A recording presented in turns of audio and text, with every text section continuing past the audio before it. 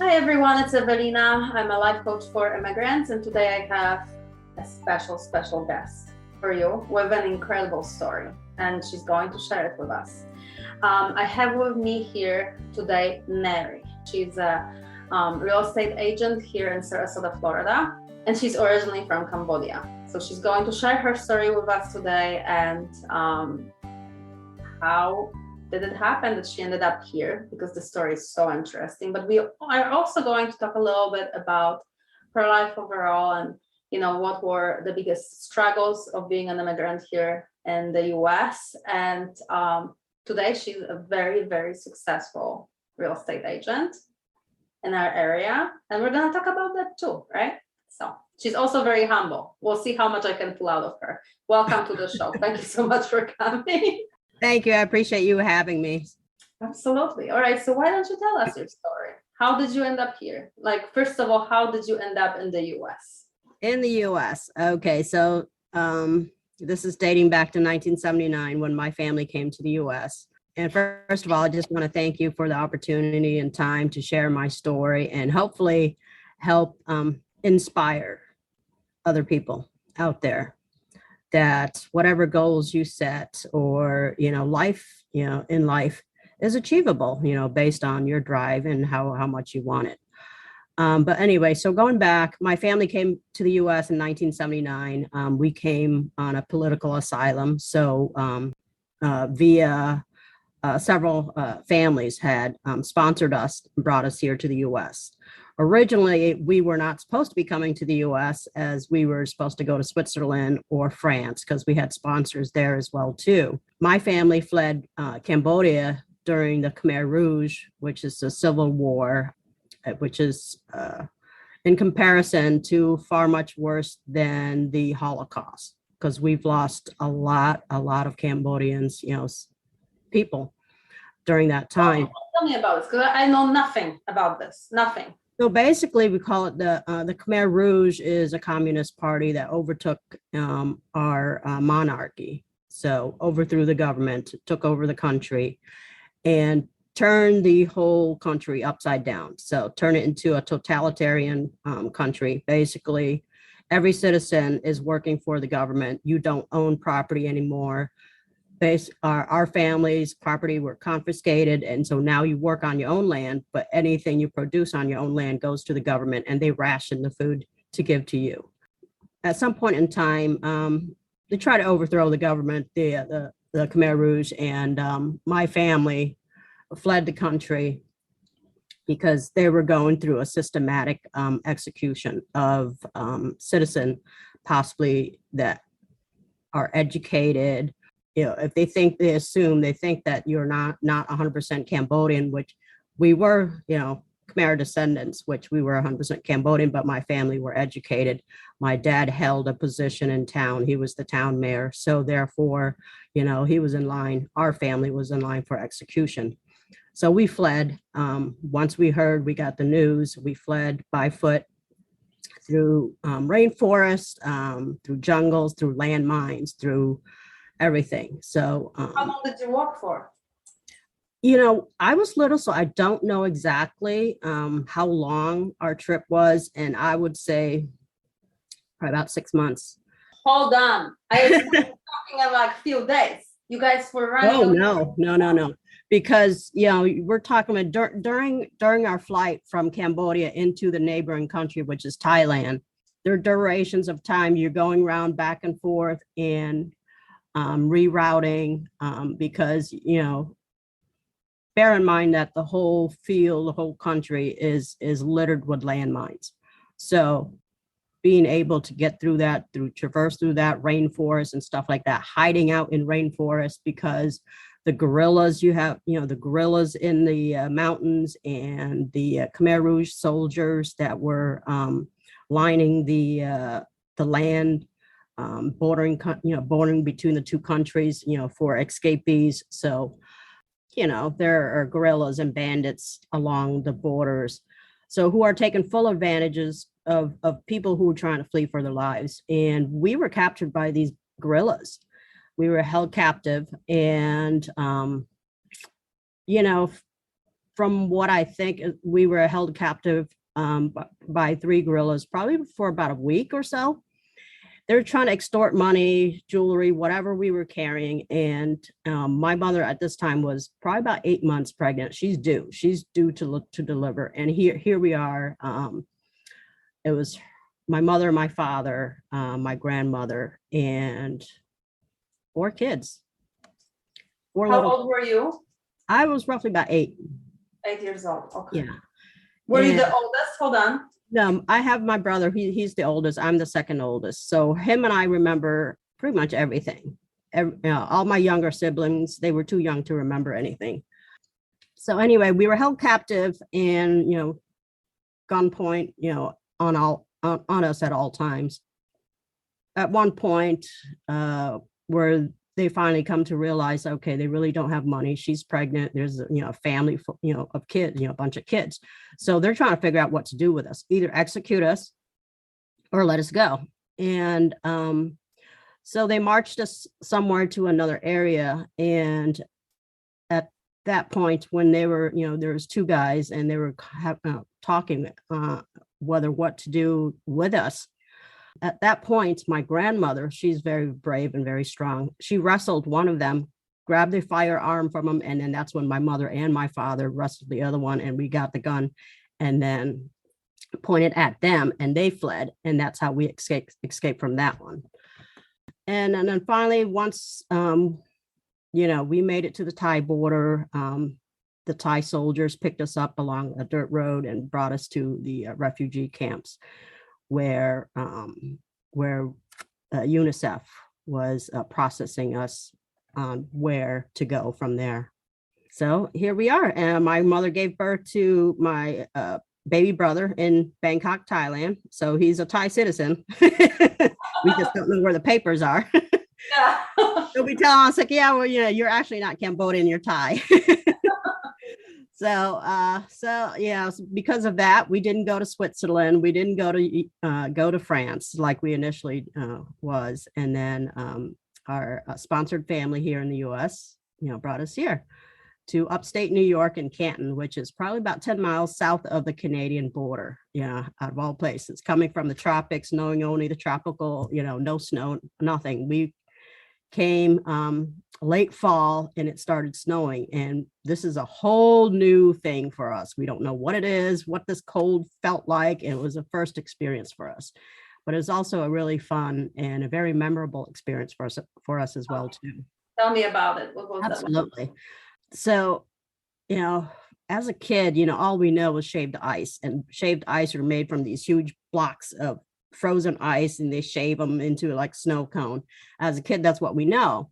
And we're like, oh my God, ice is falling from the sky. I'm like, how where do people live? That's dangerous, and then, once our sponsor's like, this is snow. It's like, oh, okay.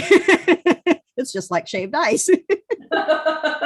Well, right, because like, where are the big blocks gonna be? Yeah, exactly. So as a kid, you don't know. All you know, this is where these big blocks or snow came from, to us. But anyway, yeah. So that was our first experience in the U.S. What was that like? I mean, like, what was happening in your mind, right? First of all, you are running away from everything that you know. You're 8 years old. Right. At this time, you already have an idea of what your life is about. You have the basics, right? Mm-hmm. You have the basics figured out of your life. You have friends, you have life that you kind of are used to. Mm-hmm. And then all of this change, all of this threat. I mean, this must have been so terrifying. Tell me. It is very, very confusing as a kid because the life that you knew, but, prior to escaping, we endured hardship prior to that because, the Khmer Rouge, the Communist Party, put us all into work camps. And this is before fleeing Cambodia to the Thai border. We were all separated. I was separated into a different work, age category, work camp. We were forced to work out in the rice fields for, 14 hours a day and given meager rations of rice and water. And majority of the population died because of that. And how many people?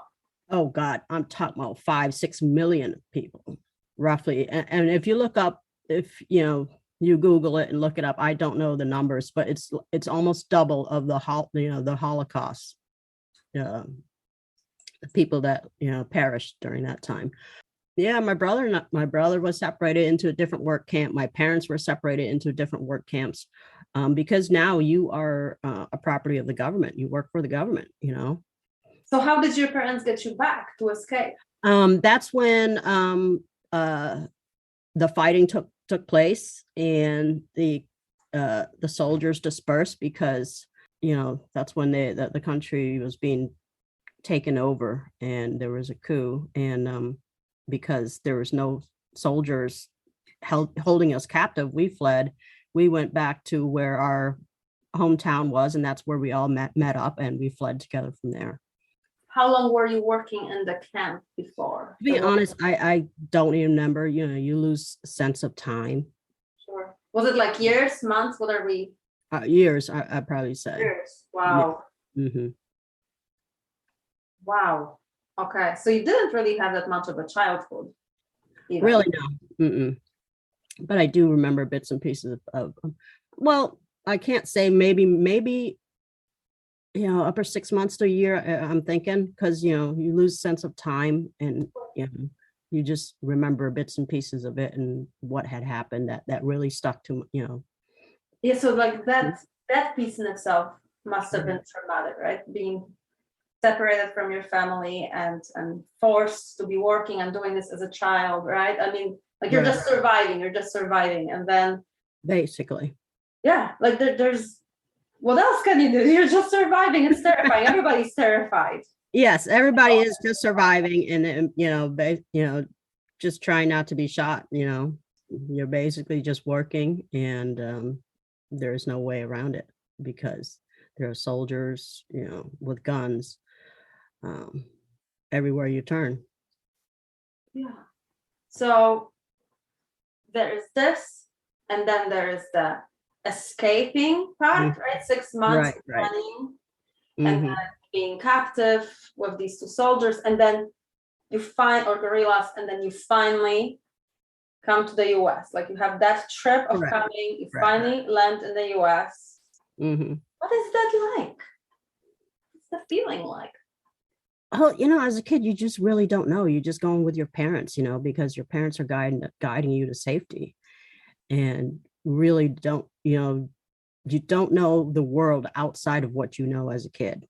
So, we didn't know the US, we didn't know France, we didn't know Switzerland, we didn't know other, the people that looked like me, looked like my family, that's it. We didn't come across blonde hair, blue eyed, we didn't come African American or, anything like that. And so it was the very first experience to meet and see people. So, it is very confusing, and it's also very, I was very awestruck at the diversity, face to face, coming to see different people in different cultures, all at once. So it's really hard to take in everything and process everything at once. It's just, you come to learn and accept things every single day, and discover all the diversities in the world. And as a child, I found that to be fascinating. And I found out, to be my story is a story of, I wouldn't say, people ask me, it's like, if you were able to go back and change everything and wish that didn't happen, I wouldn't wish to change anything, because my story brought me to where I am today as a person. Yes, absolutely. Right. And what do you think are the, like, if we were to pull out the biggest gems out of that whole experience? For the experiences that, that I went through and had, what I've learned from that is to appreciate people and love your fellow woman, mankind, does not matter whether white, black, pink, or purple, we all bleed the same red color, because I saw a lot of ugly inhumanity and how cruel and ugly people can be. And what I took away from that is kindness, just to spread kindness. So you basically made a decision early on. Oh, It's yeah. not gonna be this. This is Absolutely. not gonna be it. No. Yeah, absolutely. I have, like, as you're talking, right, I have goosebumps throughout my whole body. Your story is so, so powerful. Yeah, and the thing is, it's like my kids know part of it, but they don't know every detail of it. I'm not even sure if they can grasp that because, they watch war movies and see, terrible things. That's like, you see that. Now multiply that by 100. I witnessed that in person. What you could think of that possibly could happen, most likely I've witnessed that in person. So I tell them, I said, you don't know how lucky you are. And you are living in a country of opportunity, and you're living in a bubble and you just don't realize there are, negative things that go on in the world, terrible things that go on in the world. We're protected and sheltered. They just, don't realize that. Right. Yes, Yeah. you're right. Like, even, thinking about the history of my country where I've come from and like the struggles that we have had, and nothing like what you have described in the recent history. I mean, we had Holocaust and, so many millions of Polish citizens have died as well. And the whole World War I, World War II, that Poland didn't even exist on a map for 127 years. And before that, we had monarchies and we're a very, very powerful country. So there's just so much to our history. But yeah, there's a reason why we have Second Amendment in this country and why that is so precious. Right. That's my opinion on it. I believe that is one of the reasons why we need to keep it. It's because of the histories of your country. Right. My country. History should not be erased, and it's unfortunate that I see history being erased here. It should not define where we are right now as a country. It should be something to learn from. Because if you don't have anything to learn from, how are you to progress and move forward and be better, Absolutely. And your history and your story of what in the past is what makes you better as a person or even as a country. So. Yeah, and that's it, right? Like, we can take it from the personal level, and that's obviously what you have done in your life, right? Progressing in your life, evaluating what can I do better, what went well, what didn't go well, what will I do differently. We can do that also on a national level. But if we are changing the past to not true, whatever it is, the version, right, that we wanted to have because it's correct. That's all a lie. I mean, in Poland, we had for the longest time, when we were part of the Soviet Union, we were told that Soviet soldiers came and saved Poland from Germans, which was the biggest lie ever, because they attacked Poland. Right. Poland was attacked by Germany, and then it was attacked by Russia. And Germans and Russians were collaborating together, So anyway, let's go back to you and to that moment when you've arrived. So obviously, right, you're trying to process it all, but you're trusting your parents. You're a child, you're just following them, you're trusting them. But now you are a US president. Correct. Tell us about the beginning of it. What did that look like? It was a moment of peace, peace in a totally different place, different country, different season. Come and find out there's 4 seasons here in the US. Yeah. Coming from only one. Our sponsored families were a culmination of different families. One, it was a gay man, and several Christian families. And that was the first time we were exposed to Christianity, because coming from a country of Buddhism, we didn't know any different. But all we know is that there were kind people across the world, and these were kind people, and that helped us and brought us here to the US. And from that understanding that there is beauty in people and kindness in people, and for me is I try to practice that and remember that as a kid. These are strangers to us, and they reached out and helped us and brought us here to safety. And, for me, I'm always grateful and thankful to them. And so I try to live that, moving forward with what I do every day on a daily basis. Mm-hmm. But everything was so different for you. Oh, yeah, definitely. Everything was so different. I'm sure there was a lot of confusion there. Mm-hmm. The language was different, obviously. The language was definitely different. So each one of my siblings that was grade school age, we all had a big brother, a big sister. I had a big sister, and they came to our house and individually, tutored us one by one English. And going into a town, a small, very small town, I'm talking about one light, Main Street, the mayor, the fireman, the policeman live right on, the same street. And my family was the only other minority, and the only other minority was this, mixed, man who was Black and white, and he lived right next door to us.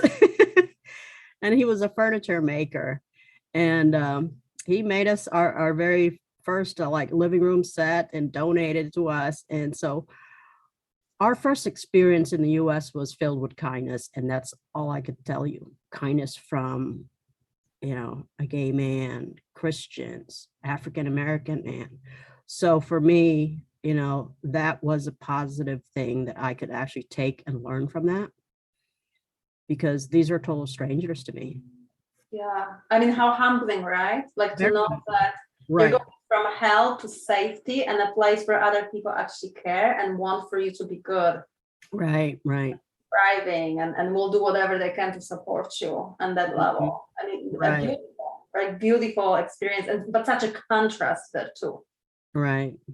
What was it like for you growing up here in the US? Yeah, I have great memories, especially in Canton. That's where the town where we first came to, and there was a small river that was filled with salmon and salmon run, and I remember fishing. And that was in a time where you could just grab your bike and go anywhere and not have to worry about it and come back right before dark, unlike today. Yeah, it was just very memorable and very joyful, to think back, about me growing up as a kid in Canton, New York. So yeah, so I'm thinking of the contrast. Oh yeah, the huge contrast that you have, but you've experienced both, and you know that you can survive both. Right. Hell, and then this amazing right heaven, basically, in comparison. So how long did you stay in New York? Upstate New York, I can't remember. I think we only stayed in Canton for a year. And then we moved a little bit further south to Syracuse, New York, the following year and a half or 2 years, based on what I think I remember. And then we stayed in Syracuse till the late 80s, 88, 89. And then we moved to Florida. I think it was 88. And then you came down here, and now you're in Florida. Right. Sense. Mm-hmm. Yeah. What do you think for you, in zooming out on your lifetime, right? That whole journey, what do you think was the hardest thing for you as an immigrant? I'm not quite sure. I think my parents struggle with that more, because I was a kid, all I'm doing is just going to school and learning a new language and trying to make friends. First time my experience with racism was actually, believe it or not, was in Canton. But, thinking back when I was a kid, I'm thinking, okay, these, teenagers were just being cruel or whatever, driving by, or I think they were college kids because they were driving. And there's a college in the town, and they drove past us while we were just walking to the park, and just threw beer cans and stuff at us and yelling racial slurs. And we didn't know they were racial slurs, at the time. And that was our first experience. And only to realize that years later, and putting those words to meaning, to us as a kid, you deal with bullying and things like that in your own country, but it wasn't racism. but here, because, we didn't have any other ethnicities where we were at. So we just didn't understand that. And so coming here, because of the diversity and putting the meanings to the words, only to find that out that, that was racism that we were dealing with, and didn't realize that until, years later. I think that was the toughest one, is coming to realize that racism exists here. And how did you deal with that piece then? Going back, is coming to understand that there are different people, different upbringing, what they're taught is different, how they were raised, and coming to understand that not everybody's going to be raised with kindness. And it's unfortunate that they go about in the world, perpetuating this kind of behaviors. And I think me understanding and grasping that, that's not acceptable is probably the best thing that, Mm-hmm. Thanks God you didn't make it mean anything about you, right? Right. Exactly. You can people interpret those kind of behaviors in all different kinds of ways, but thank God it wasn't about who you are and your value. Right. Do you still see that in your life? No, not really. Every now and then, of course, everybody deals with it. Some, America is the melting pot. The only natural people that are here is the Native American Indians. Everybody are immigrants at some point of their life, or, going back generations in time or whatever. But throughout my time here in the U.S., you still see it, but not as prevalent, in the 80s as, or early 90s. I think people are coming to grasp that more, and learning acceptance more, and tolerance and understanding. I feel like it has also something maybe to do with just where we live. It seems that there's more immigrants here, especially in Florida. And Florida is, Florida, South Florida specifically is, it's a true melting pot. Every ethnicity, every country is here, New York or LA, So why don't we talk about your life right now? Tell us about it. Well, I don't know exactly. That's a pretty broad question, but I try to sum it up as, as much as possible. I really enjoy my life. I don't, my richness is in my family and friends.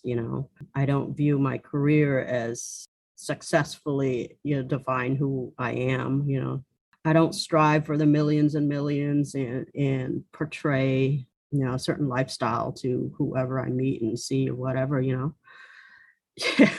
no makeup, probably messy hair is what you meet me as, and if there's somebody out there that wants help or needs help, and if I can give it to you, I'm willing to give it to you. I'm, happy to give it to you and help you with it. And also in real estate, if somebody out there who wants to step into that, possibly a career in real estate, I can give you the connection. I can get you the connection with my CEO, because I love what I do, because it gives me the opportunity to give back to my community. That's what I love about my office. And I'm not raving about my office or promoting it in any way. It's because of my choice and how I see they run as a business. And they run as a business, God, family, and then business. And that's their motto, and giving back to the community. And that falls in line with who I am as a person. So my office is a perfect match for what I want to do, I just, thinking of the beginning of your life, right? And like just the whole story, and this is where you have arrived. This is where you're now at. Tomorrow is your birthday. We'll be celebrating with your family. 52. Yeah. I still think about it. It's like, you're only 52 in numbers, but in my mind, I'm still in my 30s. Best life is in my 30s. I don't want to go back to my 20s, because I'm still fumbling in your 20s, trying to figure out who you are in life. And in your 30s, you have a pretty good grasp of who you are, what you want to be, So like energy level from the 30s. But wisdom, right? Wisdom from all of it, right? Right.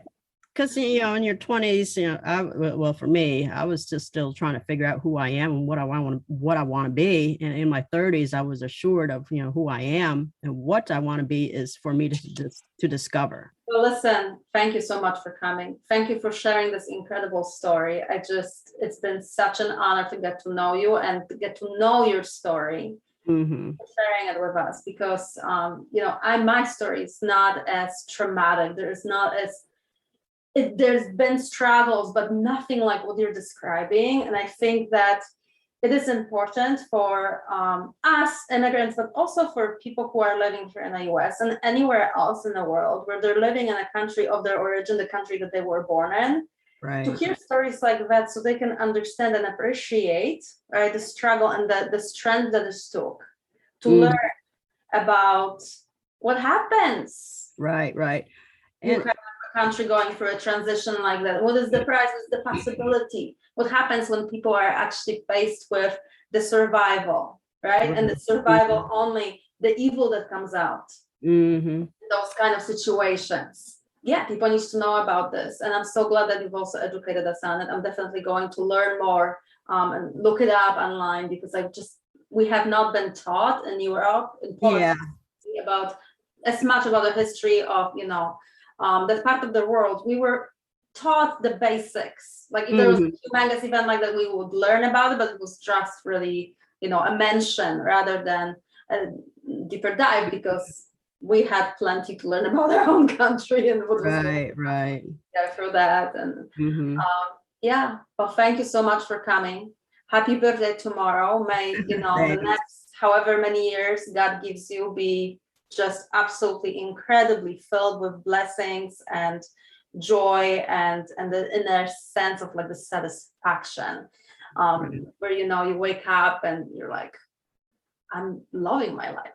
Absolutely, I absolutely love my life. And the one thing I could give to your viewers out there is don't let your past circumstances define who you are as a person and define your future, because it is a blank page and you are going to write your future story in it, and what you put in it it's entirely up to you. Here it's truly is a land of opportunity, and it's you who determines what your future and what your opportunity is. Amen to that. Mm-hmm. Amen to that. Absolutely. Thank you so much. This was awesome. My pleasure. And if anybody out there who wants my help, I'm here to help you, in any way I could. I will make sure to share your information in the description of the show. For those of you who are moving down to Florida, we are specifically in Sarasota, and if you would like to work with Nary, you can contact her. Just look up in the description of the show. You will see her information there. And then for those of you who would like to have that advice on becoming a real estate agent, and maybe she can help you, give you some wisdom on that, that's where you can find that information as well. So yes, thank you so much. I really, really, really appreciate it. Yeah, thank you, and many blessings.